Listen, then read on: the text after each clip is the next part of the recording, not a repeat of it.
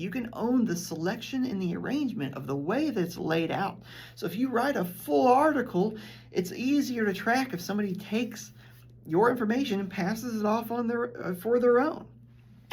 So that's my little bit copyright spiel. I figured I was going to kind of tangent on some of these. I have my notes, but I try not to look at them.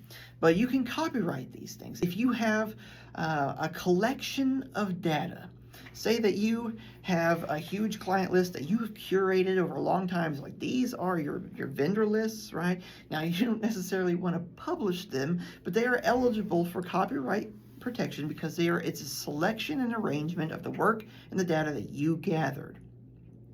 Now, we do want to copyright short-term events, say that you're throwing a promotional or your first year anniversary, your 10th year anniversary. You have a big banner and you're putting a bunch of your branding logo. We can copyright those things.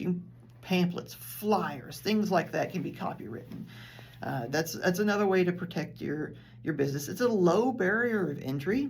Copyrights generally are single works by single inventors, single authors, they call them authors, are $45 to file. If you file a collection that's unpublished, it's $85.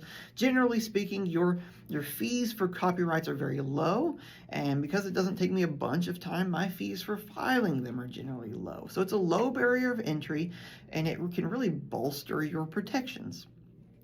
So now that we've talked about copyrights, you can do your photos. If you take photos of your coffee and the way that's arranged in your little ramekins, and you've got a nice little setup for your display, you take a picture with your clients, right? You own the copyright in those photos.